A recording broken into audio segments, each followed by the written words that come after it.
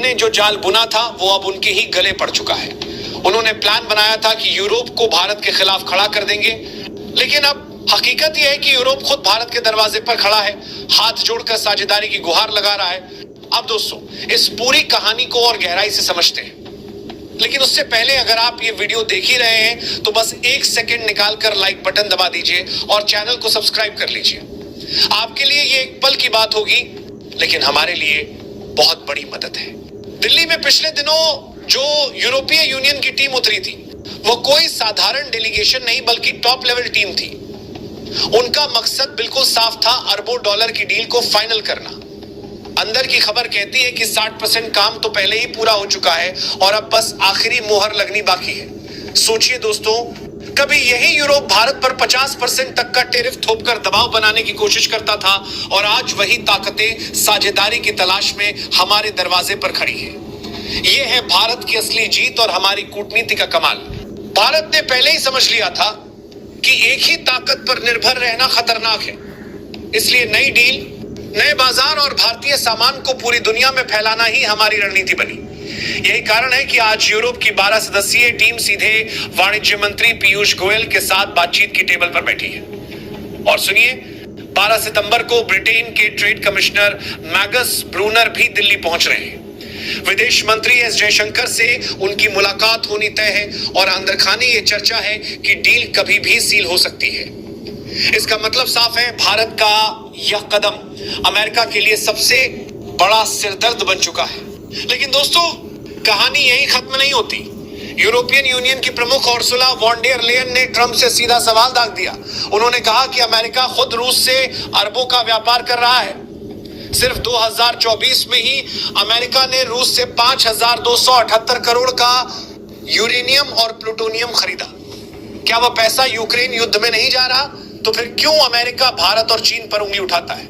इस सवाल ने ट्रंप की जुबान बंद कर दी। उनके पास जवाब देने की हिम्मत ही नहीं बची, क्योंकि सच्चाई सबके सामने आ चुकी थी। अमेरिका खुद अरबों का व्यापार रूस से कर रहा है और दुनिया को नैतिकता का पाठ पढ़ा रहा है। यही है असली दोहरा चेहरा।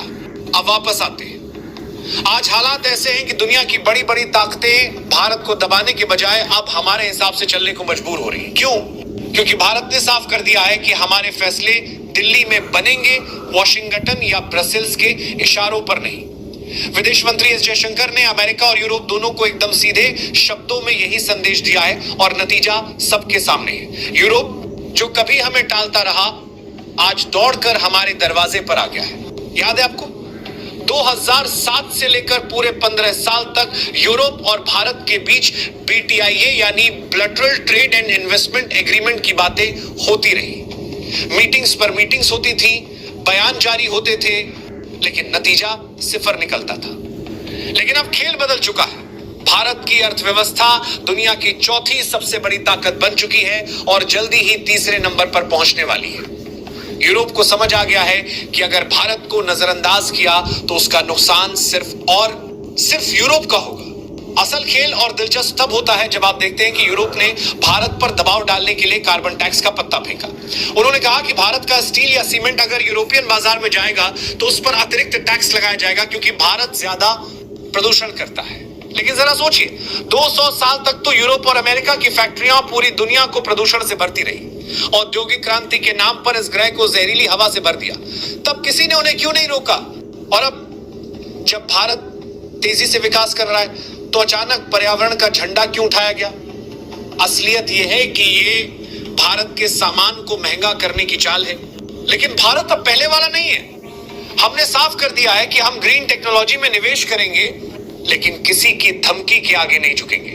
अगर यूरोप ने हमारे प्रोडक्ट्स पर टैक्स लगाया तो भारत भी पलटवार करेगा, काउंटर टैक्स सीधे यूरोपीय सामान पर। और भारत के सख्त जवाब का असर तुरंत दिखा। यूरोपियन यूनियन बैकफुट पर आ गई, क्योंकि असली डर यही है, भारत का मार्केट इतना बड़ा है कि उसे खोने का रिस्क कोई यूरोपियन देश उठा ही नहीं सकता। सोचिए, जर्मनी की दिग्गज कार कंपनियां हर साल लाखों गाड़ियां भारत में बेचती हैं। अगर भारत अचानक कह दे कि हम इन गाड़ियों पर भारी टैक्स लगाएंगे तो सीधा अरबों डॉलर का नुकसान जर्मन कंपनियों को होगा। यही वजह है कि यूरोप चाहे दिल से चाहे या ना चाहे, यूरोप चाहे भारत से अच्छे रिश्ते बनाए रखने को मजबूर है। दोस्तों, अब जरा तस्वीर पलट कर देखिए, वही यूरोप जो कभी अमेरिका के इशारों पर चलता था और जिसे अमेरिका ने अपने सैनिक की तरह इस्तेमाल किया, आज भारत की दहलीज पर बैठकर सौदेबाजी कर रहा है। यह सिर्फ एक डील नहीं बल्कि आने वाले समय की दिशा का संकेत है। विडंबना देखिए, कभी यूरोप भारत पर हक जमाने की कोशिश करता था और आज वही यूरोप हाथ जोड़कर कह रहा है कि हमें तुम्हारे साथ खड़ा रहना है। असल कमाल यहां भारत की रणनीति का है। ये ताकत सिर्फ तेल या व्यापार की वजह से नहीं आई, बल्कि गहरी कूटनीति का नतीजा है। अमेरिका कहता है रूस से तेल मत खरीदो, यूरोप कहता है हमें तेल चाहिए, और भारत कहता है कि हम वही करेंगे जो हमारे हित में होगा। यही है आत्मविश्वासी भारत, जैसे गांव का बड़ा किसान जो मंडी में सीधा सौदा करता है क्योंकि उसके पास अनाज सबको चाहिए होता है, कोई उसे रोक नहीं सकता।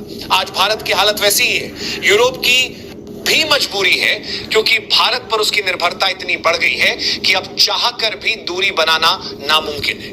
यूरोप की सबसे बड़ी चिंता सर्दियों के समय होती है हीटिंग ऑयल, गैस और बिजली। पहले यह सब रूस से आसानी से मिल जाता था, लेकिन अब हालात बदल चुके हैं।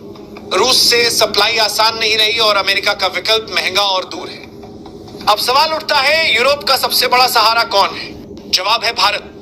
भारत रूस से सस्ता तेल खरीदता है, अपनी रिफाइनरियों में प्रोसेस करता है और फिर यूरोप को सप्लाई करता है।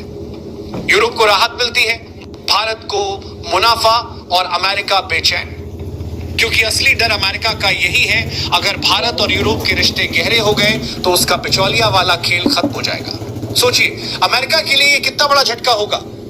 हथियारों का धंधा कम होगा, ऊर्जा पर उसका कंट्रोल घटेगा और सबसे बड़ी बात, भारत का कद दुनिया में और भी बढ़ जाएगा। और दोस्तों, ये सिर्फ भारत यूरोप की कहानी नहीं है, ये एक वैश्विक बदलाव है। ब्रिक्स और ग्लोबल साउथ अब ये तय करने लगे हैं कि दुनिया